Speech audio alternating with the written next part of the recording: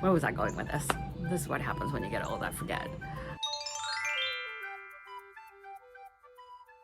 Hi everyone, welcome to my channel. Today I'm going to do a tag video and I'm outside in my backyard on my deck, and I thought I would do it out here rather than inside my house. And I have my headphones on so that you could hear me more clearly. So this is a tag video that was started by Andrea, and it's a tag called Are Youtubers Narcissists? And in particular, she wanted to ask questions about why did we start YouTube, what made us start it, who influenced us, and what are we looking for in our YouTube channel. Anyway, if you like this kind of video, I do videos on luxury fashion, in particular handbags and travel. In fact, I'm going to be traveling to Hawaii again this year, and we'll see how with the current pandemic what restrictions there are, and basically anything that I'm interested in at the moment. So are YouTubers narcissists? Then let me start off by saying, when we think about narcissist, we're thinking about somebody who's got an exaggerated sense of self. They think they're better than other people. They love accolades, and they love people just like fawning over them. I just recently uploaded a video about me unboxing an Hermes PRELOVED item, and I sort of asked the question, am I a narcissist for doing this? So I'll link that video below. So am I a narcissist? I don't think so. But that said, I think each of us, all of us, have to be somewhat narcissistic. We all have to have some sort of self-importance, self-love. I think that's important. That said, I didn't grow up that way. So backstory, I immigrated to this country, the United States, when I was in 1974. In the 70s, there weren't that many Asians back then. And I thought of myself as really quite ugly. Really ugly. Not quite ugly, really ugly. In fact, my mom used to say, and bless her heart, she means well, you know how mothers are, telling you how you could improve yourself, which she never said how I could improve myself. She just said, you're not that pretty, but you do have really nice personality. She'll say things like, put your glasses on, because I have bad eyesight. Put your glasses on because your eyes are really puffy and they're not that pretty. So your glasses hide it. So you'll look better with glasses because it hides the bad features. So I grew up feeling very much an ugly duckling. Not only that, like I said, I immigrated in the 70s, and back then there are not that many Asians, especially where we were living. We immigrated to California. We first were in a predominantly, I would say 99.9% Hispanic neighborhood where everybody spoke Spanish. So that was hard because not only did I not know how to speak English, I certainly didn't know how to speak Spanish. So that was hard. And then we moved again. We moved several times as my parents were trying to figure out how to survive and how to feed us.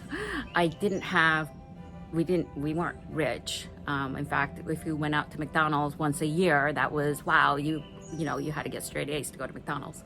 So the other thing that was going on in the 70s is that Farrah Fawcett was a huge thing. So blonde, big hair. I certainly didn't look anything like that. If I can find pictures of myself in high school, I will. I was truly ugly duckling. Nobody looked at me twice. No guy. I never even got to go to prom. One, nobody asked me. Two, if I ever went to a dance in college, I was literally wallflower. So if you could look ugly and feel even uglier, there you go. That was me. So no, I never thought of myself as narcissistic. I always thought I have a good personality. I can make people laugh. So that was kind of where I was coming from. When you're European immigrant, you look like American. If you're African immigrant, you look like American. If you're Asian immigrant, even if you're born in this country, you look like a foreigner, or people think that you're a foreigner, even if you're not. But I felt really like an outsider. I had friends, and I tried to fit in. I fit in, and my friends were really nice. I wanted to be like everybody else, and I really didn't like it that my parents really stood out. And I'm ashamed to say that I was ashamed of my parents when I was in high school. And I guess all of us somewhat feel that way, but I felt it even more so because I looked different. Does that make sense? Because I felt different. But when I met new people, they would immediately assume that I don't speak English well, or that, that I'm that I don't belong. Does that make sense? But I would hear these comments like, and I still hear these comments, and my kids still hear these comments. Why am I on YouTube? And seriously, I've been on YouTube since 2013. I went back to my videos.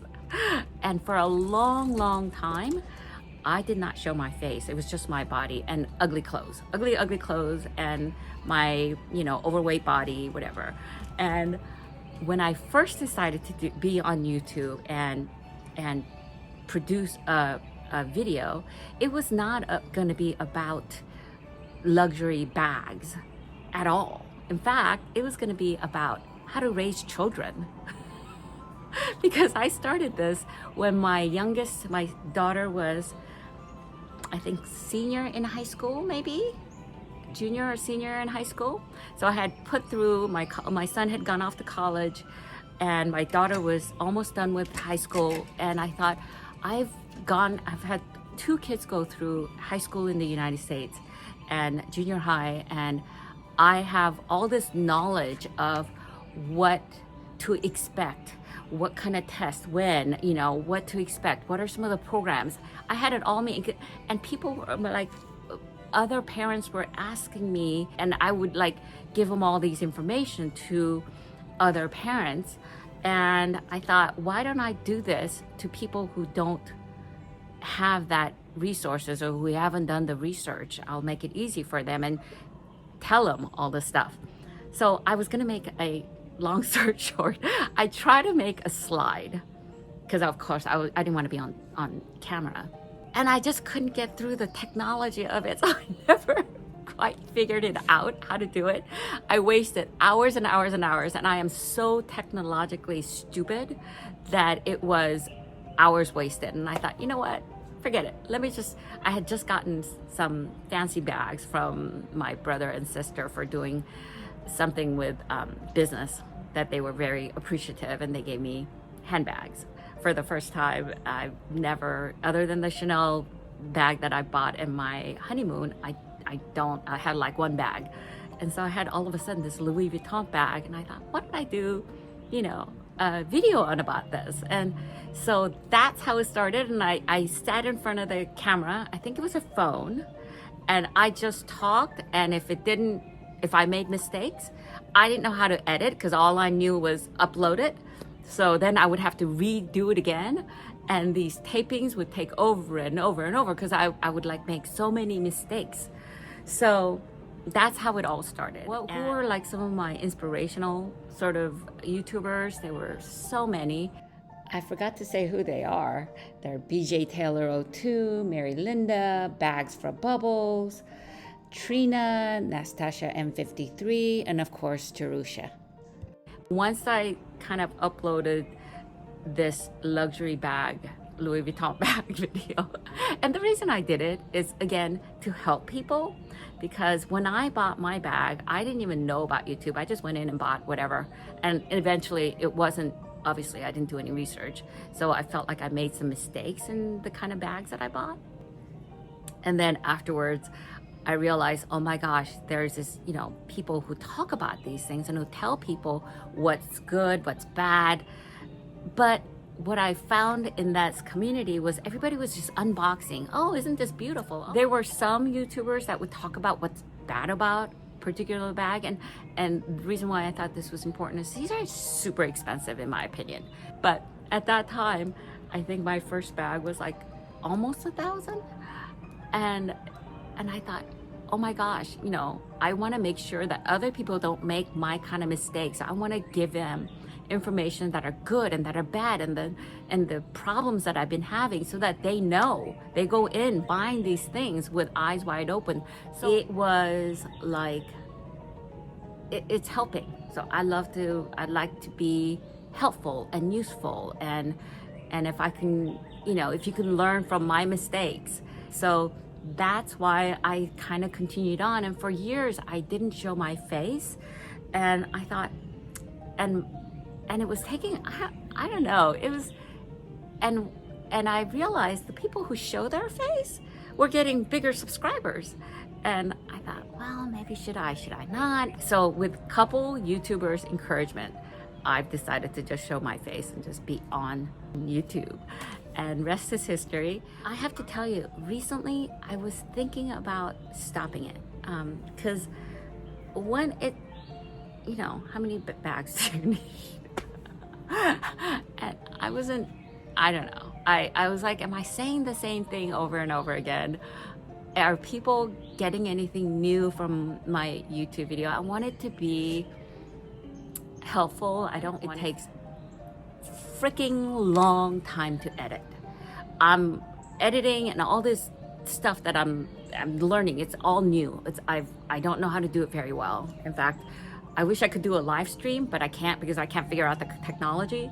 Plus, what if only one person shows up? But I kind of did the calculation. So if I do a video upload, it usually takes me 8 to 10 hours to edit, right? I'm really bad. And it works out to about $1 to $1.50 an hour. That's what I get paid. Because when I looked at how much I get paid by YouTube, it's about $50, $60, because I don't, a lot of my videos don't get that many views.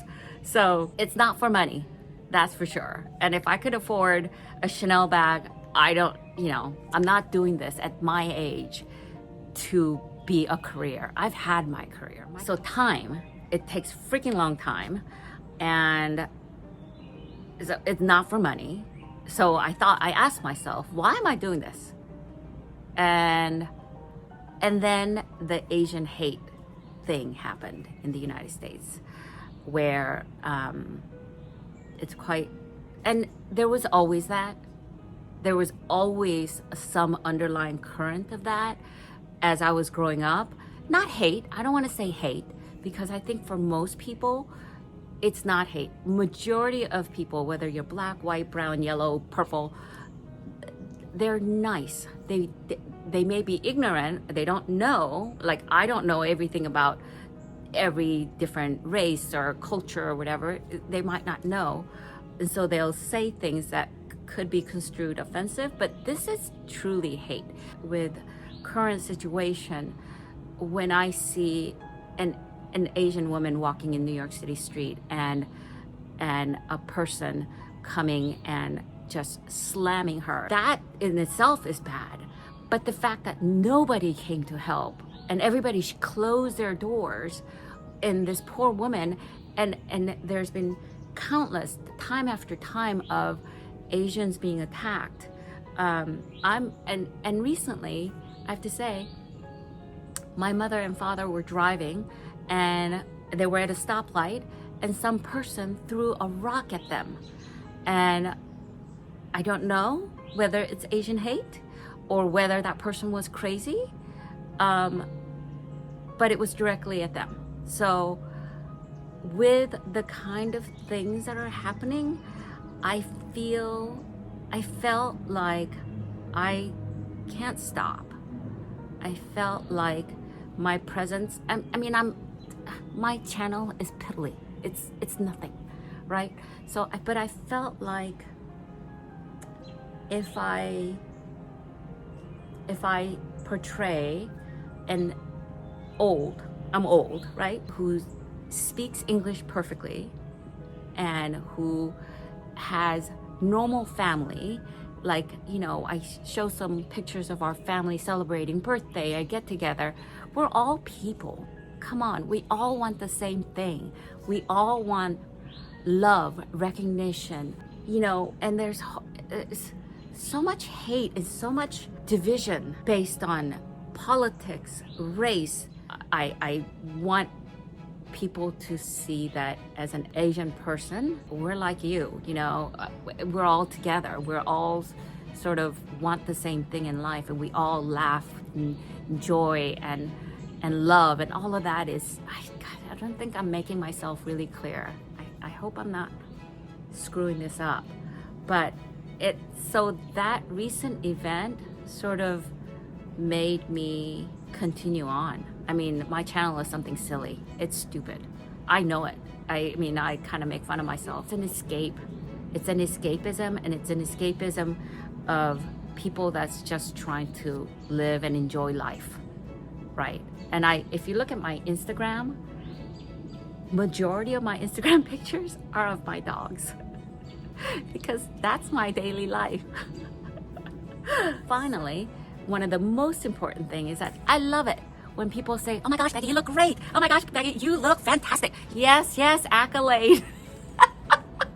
And that subscriber, well, my subscriber number is inching up a little bit, but still not that high. Or it's taken, what, 8 years to get to 2,600? I love it when people give me thumbs up, accolade. When people say, oh my God, you look fantastic. Yes, bring it on. So, a little bit narcissistic, right? I think so. Thank you so much, Andrew, for creating this topic. I really thought about what I was gonna say, and I just decided to wing it. Anybody who's on YouTube who wants to do this tag, I would highly recommend it. It sort of makes you think why we're on it, especially those of us who are not doing this as a full-time job. It's not for money, 50 bucks a month, not much. With the amount of time I take to, edit. So I think I will continue for now. I wanted to be a presence here. Through my channel, I hope to show that an older Asian American woman can have a sense of humor, joy for life, and just have fun and be silly. And I also love the conversations that I'm having with my subscribers. And really, let's face it, I love bags. And I like to talk about them and provide helpful information to my subscribers in my silly little channel. That's it. Thank you so much, Andrew, for tagging me. Those of you who haven't done this tag video, I would highly encourage you to do it. I don't know who's done it and who's not done it, so I'm just gonna say, if you have a YouTube channel, I would tag you to do it. And if you like this video, please give the thumbs up. Please tell me I look beautiful, that you adore me. Thumbs up, subscribe, click the bell notification so that you will be notified every time I upload more videos. Okay guys, bye.